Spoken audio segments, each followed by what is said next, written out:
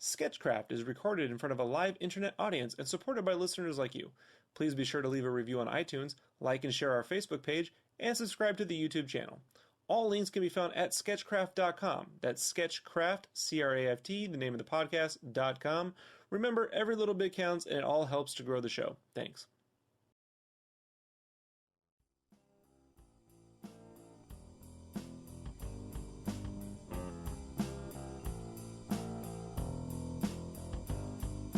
Was it so amusing to see the waves go crash down on me and drag me into the sea?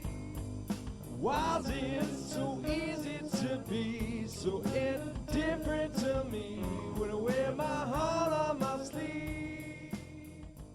Welcome to Skechcraft, the podcast for art, games, and process junkies. I'm Rob Duenas, full-time illustrator and graphic artist Esquire.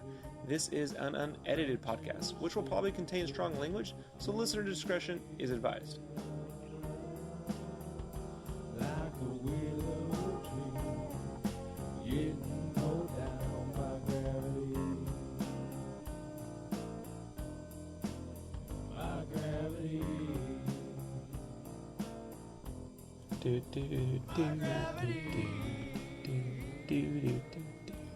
Oh shit. Hey everybody, this is Rob Duenas, and welcome to Skechcraft, the podcast for art, games, and process junkies. I have returned. It has been a while. What the hell happened? Got sick. I got that flu everyone was getting. And not because I've been out and about. It's because some bastards and some responsible adults came to work irresponsibly at work and got me sick, so sorry for calling you all bastards, but force of habit. It's late at night. So let's move on. Lots of things going on, actually. Lots of things going on. I'm recording this now, and then this weekend I will be recording a big He-Man deal, so there'll be some audio commentary to go over the pencils, because I actually recorded those in video, and then I will have the PDF format shall return for the coloring, which you guys will be able to flip through and follow along. So that's coming. What else has been going on? Well, some interesting stuff really quick, just to kind of fill you on in.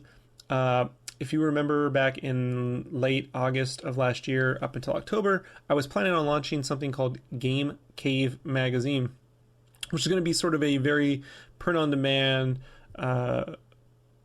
evolution of what I was doing at GameFan, if you guys were not familiar with the gaming layouts and stuff that I did at GameFan. And I wanted to sort of move that to, a next step, a next level.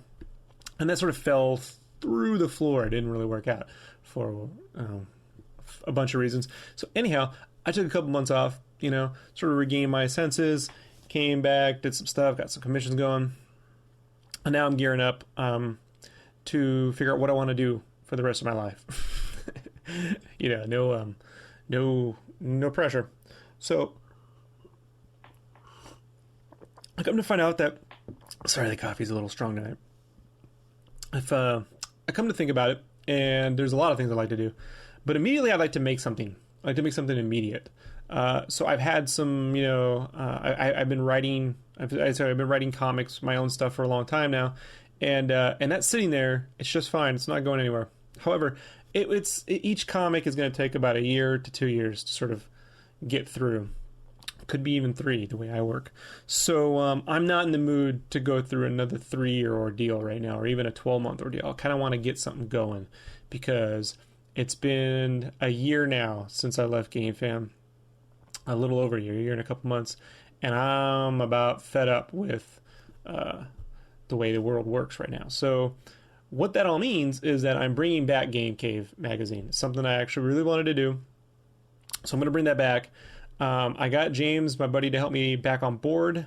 If for some reason James can't do it because life intervenes, then I will just freelance a lot of the writing out, and you guys will get all those updates should they unfortunately occur. But in the meantime, the reason why I'm doing a video game magazine when print's sort of dying in a lot of people's eyes and there's all these gaming sites is because I have no intentions of making a gaming magazine that is based around news right? Or is based around a set buyer's guide. I really want to make a gaming enthusiast magazine rather than a gaming journalism magazine. And in game enthusiasm, to sort of paint you a picture, maybe if you aren't familiar with, game journalism would be E3 or GDC, right? Games enthusiasm would be BlizzCon, PAX, things like that. So it'd be a place to sort of celebrate gaming as opposed to reporting on gaming.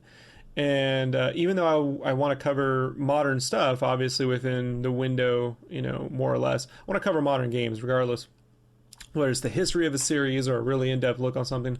I really want to capture the spirit of having played the game. I want to capture the essence of the worlds that they inhabit, what it's like to go through menus and that sort of graphical element to gaming.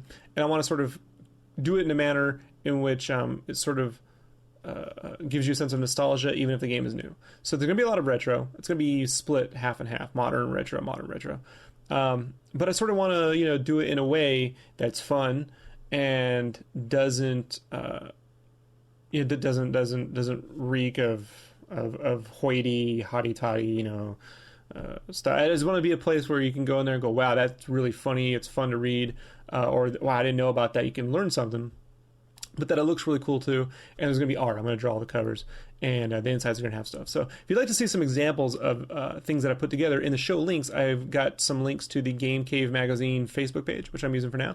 At some point, I will build the Tumblr page, right, the landing page, which will probably be the Tumblr site with links to have you, and there'll be a Twitter specifically for that. But right now, I'm using Game Cave and my own Skechcraft Twitter for all those sort of updates and everything. That's sort of where we talk about gaming right now. And as I sort of develop this thing, it's going to be in a format that's smaller than you normally used to. It's going to be 5.5 by 8.5. It's going to be digest format. And I'm planning on 96 pages. I definitely want to get it into print. So I'm talking to some printers now, and more than likely there will be a Kickstarter campaign to sort of get that going. If that doesn't work out, then I have some backup plans for print on demand. It'll just mean smaller page counts, basically per issue, to sort of offset the cost of print on demand, which is always a little bit higher per issue. So that's going to happen. I'm very excited. I want to see this actually work, because there's a lot of things that I've always wanted to do when I was a game fan. Like I really wanted to sort of modernize the fun that those classic gaming magazines did. And I got close. I got very close, but nowhere near what I wanted to do. Including in-character reviews. Like I really liked character editors, fictional editors, accurate information, accurate reviews, but done through a character. This is something I always liked. It's fun. I just want to make something completely different. That also harkens back to the sort of stuff that I loved, and I'm really excited about it. So that's sort of a heads up on what I've been working on, and also going through, I've been following Kickstarter now since 2009. So it's going through all the different campaigns and sort of seeing how to brand it in a way that it won't get shuffled under all the publishing stuff. And if a print option isn't available, then just to make sure I have the digital unlock, which I do. I got a pretty good digital format already worked out. So it'll be on Mobi, it'll be on EPUB, it'll be PDF. You'll be able to get it in iBookstore, on your Android. You'll get it everywhere. That won't be a problem. I want to get it in print though. I want it to be something that you can physically print out. I can have, signed copies, and that's really what's more important to me. If that means I have to limit, numbers to 500 copies, then I'll do that. If I'm able to do it at a higher level and get a subscription going for a year, I'll offer that too. I'm really tenuous on subscription though, because basically that's just going to basically mean that I have to produce 3 more issues. The goal is 4 a year, and I'm all for it. I'm still a little trepid with writers. Writers tend to flake. Unfortunately, it's very difficult to manage a lot of people. So I'm hoping that basically the majority of the work will be done between James and myself, and maybe a couple contributors, and that we can kick some money to, and sort of round out some other areas. That would be the dream for me, because I really enjoy working with James. When we were at Game Fan, especially the Disgaea stuff that we were doing, issue 6 and issue 7 was like 90% James and me all the way through, and then Dave sort of like threw in on the covers on some of the cover story stuff. So I had a really good time with him, and I want to continue that sort of vibe, and then just sort of bring it down to a nice pocket size iPad mini Galaxy Note compatible format. So it'll fit on those little mini digital services. No problem. Anyhow, let's move along. So this today's episode is going to be a little more fun for you and probably a little more dangerous for me. I'm going to talk about 8 things that I hate about being an artist. And now I normally don't get into rants on things that I hate, but when I do, people really love it. And yes, it has gotten me in trouble a couple times. But these are risks I take with the podcast.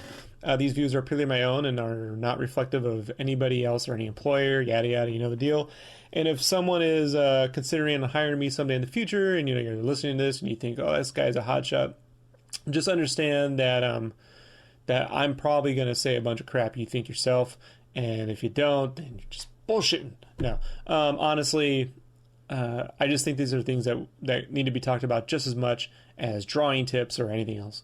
So let me talk about 8 things I hate about being an artist. The first 4 are going to be specifically about artists, fellow artists, and some fans or convention people, and then the last 4 is specifically going to be geared towards studios or places that you may work as an artist. So I'm going to call them studios, so no one I'm currently or have in the past worked for can complain too much about that. This is over the course of my entire career too. It's not exactly something I may be going through now, so we can sort of legalese all that. All right, so let me double check my time. Cool, 10 minutes. Let's go. So let's start. 8 things I hate about being an artist. Number 1, artists that hoard quote unquote techniques or think everyone is stealing their work process. Now, this is the whole reason I made the podcast. So this is the reason why this is number 1, is because first off, I forget a lot of what I do. I've said this many times. So I made the podcast as a way to sort of remind myself how I did things, or to sort of like speak to when I was a kid, I used to grow up going to Comic-Con, and I'd meet a lot of artists, and they would sort of tell me their war stories, and they were in their early 30s, and I was like 14, 13, 15. And so this is sort of a way for me to speak to that 13, 15-year-old Rob. As such, I meet a lot of artists, and I see them on Facebook and Twitter, and I meet them at conventions, who just complain that people steal from their work process when they're on live stream, or they saw them do something, or they did this. Maybe they drew a girl's big butt on a cover, and they think they invented that. And if anyone else drew a butt on a cover, you must have stole that from them. Or artists that hoard techniques like, I can't show you how I did that. A case in point, there's a lot of these tutorials going around about how to sort of color tonal background art. And I've always ran into a problem with that, is that when there's a point where you're trying to add multiply and overlay layers over a tonal background. And a tonal background is black and white, right? So it's tonal. And it always ends up looking really bad. I can never figure out how they sort of adjust the gray layers without it looking like really dodgy and burny. I sort of found out how to do that. And those are that sort of step, or a step like that, maybe that's a specific thing, because Photoshop, a lot of different ways to work in Photoshop. A step like that is always omitted for the most part. You have to dig deep to sort of find something like that. So I meet these cats all the time. Well, Rob, it's really open source what you do. You're showing people. Aren't you afraid? What if I can learn? I've had some people say, I'm going to learn your thing, and I'm like, I don't compete in a group for work. How it sort of works for me is that I tend to make things and I get offers, or I meet someone that I really enjoy what they do or what they publish, and I say, hey, if you ever got anything, it'd be really great to do that, and hopefully those things occur. I've never met any employer, publisher, editor, anybody who ever said, oh, wow, Rob, great stuff, but I met this other guy who does something just like that. So never has anything to do with that. So the idea that you can hoard a technique is crazy. That's like saying I can't show anybody how to make toast. Well, maybe I can make toast or pancakes really, really well. I can give you the exact ingredients, I can give you the exact recipe, but you'll fuck it up and I won't. And then this idea that artists are stealing the work process, that's just a really insecure thing. And mostly I see artists complain about this like on the Facebook. That's where they tend to go on there. And I really wish I could speak to them on a level that wouldn't offend and piss them off and ban me from their little clique of friends or screw me in the long end. So I tend to stay out of the conversations. Not that anybody I'm speaking to right now will ever listen to this and be changed by it. It's mostly that I can speak to you guys and gals and hopefully relieve you of any trouble in your head you might have when you come across these sort of people. So I really dislike artists that hoard techniques or think everyone is stealing their work process. People are inspired by how we create things. Art to me is a magic trick. Same as cooking. When you cook really well, it's magic. It's alchemical. And for people to sort of gleam in on what we do every now and then to see how you're doing something just inspires them to create things. And there's a reward there that goes beyond money and intangible goods. You know, there's a karmic reward. And if you as an artist do not feel that karma or any form of goodwill in the universe, whatever you want to call it maybe, exists, then ever wonder where the art comes from? You know, ever wonder where those ideas come from? To me, I call it paying it forward. So I just don't, I hate when artists do that. So let's get on to number two. Number two, artists that think you cheat, quote unquote, cheat at art and invent rules to creating art. So what I mean by that is artists that think you cheat at art. What does that mean? Okay, let's say you're doing a poster of Indiana Jones. You want to get a good photo likeness, like Drew Struzan, right? So then you go through a bunch of photos of Harrison Ford and you kind of like trace over the face to get the basic construction, and then you hold up the photo, and then as you're working on it, you know, you develop the likeness. A lot of people would call that cheating because you're tracing over a photo to get the likeness, and then you're looking at a photo to get it. It's not true. There's no way you can cheat your art other than straight up stealing other people's art. Case in point, Drew Struzan finds another guy that did an Indiana Jones poster, blows his poster or her poster up, traces over that poster, and signs it and calls it his. That would be stealing or cheating. The other one is they sort of invent rules to creating art. I get this a lot with my digital stuff. Anytime, but a lot of times people will see my layers and go, oh, wow, you know, you got a lot of layers in your file. You know, a real artist would only have one. I'm like, well, I'm a fake fucking imaginary artist, you know? Like, I don't exist. Everything you're seeing here is a figment of your freaking imagination. Go away. So, and what they do is they'll just create these weird rules. When I was a kid, I've told this story before. When I was a kid, I went to a family get together for a step parent because I didn't have much family, and I was drawing Superman flying upside down, and this older gentleman, like her uncle or great uncle or something like that, came by, and he was seeing me draw it. I wanted Superman flying upside down, so I turned the page upside down to get the angle right. And I remember he looked at me and goes, you know, a real artist wouldn't have to turn the page. And he sort of nodded and walked off, and I started thinking about that, like, wow, you know, I guess that's true. I guess a real artist wouldn't have to turn the page. So I would turn it back around. I just try to draw him going upside down without turning the page. And I mean, I must have spent 2 days trying to do that. And finally, I'm like, you know what? I'm just going to be a fake artist. Because I could have been done with this by now if I had just rotated the page. So maybe that didn't result in the greatest, strongest pose. I mean, obviously, if I rotate the page and I want to flip it, check my anatomy, those are things I'll learn down the road. But these are invented rules. Oh, always keep your page straight. So what could be another rule? When does it start or stop, right? Like, well, should my pencil be 1 inch long? Should my pencil be 6 inches long? Should I never use a pencil? Should I only use my fingers? Should I look at something? Should I never look at something? What are the rules? You know, there are no rules to creating your art. You just can't steal people's art. That you can't do. But you can look at the nature and paint it. You can get a photo reference, you can paint it. You can draw from complete imagination. You know, most of the time that's what I do. Like 99% I draw from imagination. Construction.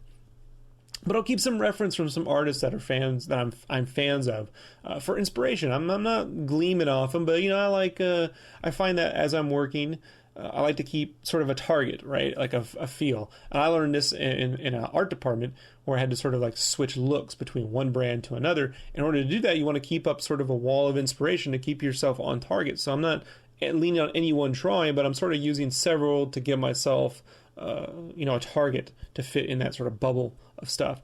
So yeah, artists that think you cheat at art or invent rules to creating art. Those people I hate. Let's see, let's get on. Okay, moving along. 3, artists and fans who think because they saw something first, it equals you stole it from them. What do I mean by that? Okay, so I get this a lot too. someone's seen I did this pinup at Play, and it's like it's got Big Daddy, it's got Metal Gear Solid, old Snake on there, it's got Arkham Asylum. It was supposed to be like the best storytelling in gaming at the time, so I did this montage, and I did it in a very clean line style because I didn't know how to do anything else in Photoshop. I knew how to draw lines, and I could pad them and stroke them and make everything really clean, but I didn't understand at that point how to really sort of get the style that I have now out of Photoshop, which is a little bit more natural. And people sort of look at that and go, oh, you draw like Patrick Brown. I'm like, who's Patrick Brown? Oh, who's Patrick Brown? You don't know who Patrick Brown? I'm like, no, I really don't. Like, what is he under the age of like 40? Because if he is, I probably don't know him. Like, I honestly don't have a lot of time. Like, I don't make the time, right, to go through Deviant, and I don't know who's Patrick. And finally, I saw Patrick Brown's art on Kotaku. I'm like, oh, he's a very clean sort of animated artist. I can get what they thought about that. But because they've seen him first before me, I must have stole that look from him. Then, of course, then I draw like something like Splatterhouse, which I clearly did in a very gritty sort of 90s kind of Stephen Platter style. Then it's like, oh, you draw like Stephen Platt. Like, well, I mean, I drew something in that style. I mean, I didn't steal it from them. Oh, and then they go, oh, well, then, you draw like Jeff Matsuda. I mean, I've literally gotten Stephen Platt, Jeff Matsuda, Todd McFarlane, Joe Madureira, Bruce Timm, Patrick Brown, who else? Jim Lee.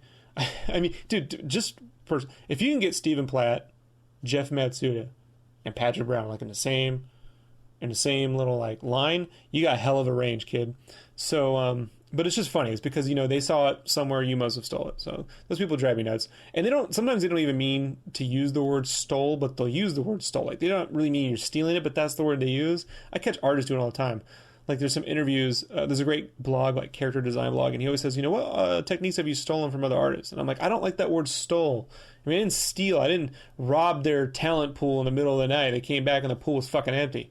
So, shit drives me nuts.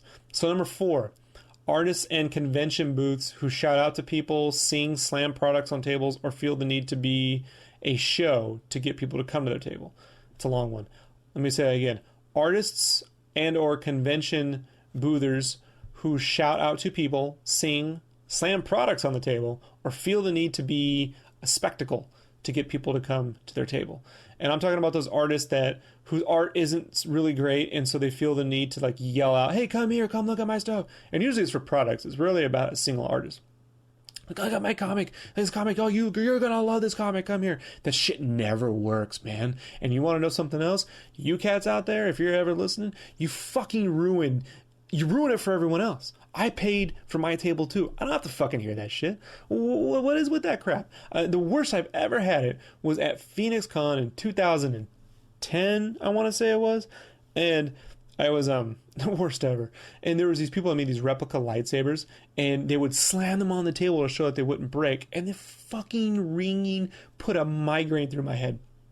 It would the whole hall, screamed, and we couldn't take it. And finally, I just started yelling at them. I'm like, you people are assholes, and all you people so they're bullies right here. They're bullying people. These are people these people clearly weren't fans of Star Wars in the 80s, 70s, and 90s. These are Johnny come latelys making knockoff lightsabers, and you fuckers are right there ruining it for people like me that grew up at con. So now here I am getting bullied by these convention people who feel the need to sell their shit at any cost. So at that point, I say it's all free game. You raise hell with the convention people, and if they won't seal the deal, then I'm going to call out their fans. I'm going to start basically a verbal warfare fight at that booth with you.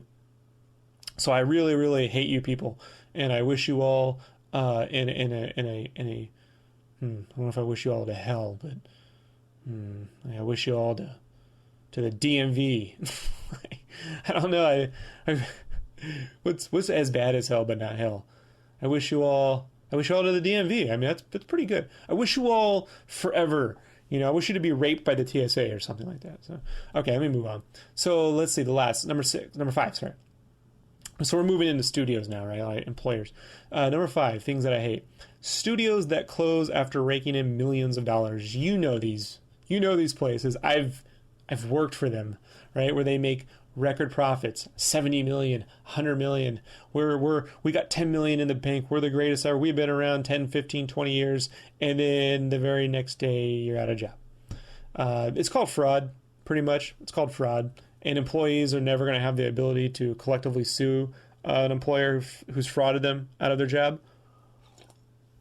They will never pay us enough to do it. So I hate them.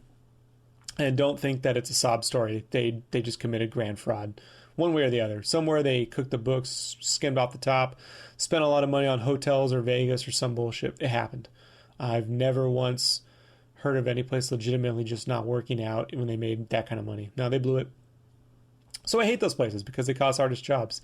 And it's usually, and those artists probably worked a lot of overtime and didn't get paid for the overtime and missed their lives and their family and their friends and their peace of mind to make them millions of dollars, and then they blew it. So I hate those people. I hate them. Let me move on to number 6. Studios that demand more work, less pay, free marketing, no sick time off, and you should like it. So what do I mean by that? I mean about employers that demand you work more. Maybe you said before you were producing like 2 pieces of art a day. Now you need to produce like 5 or 6.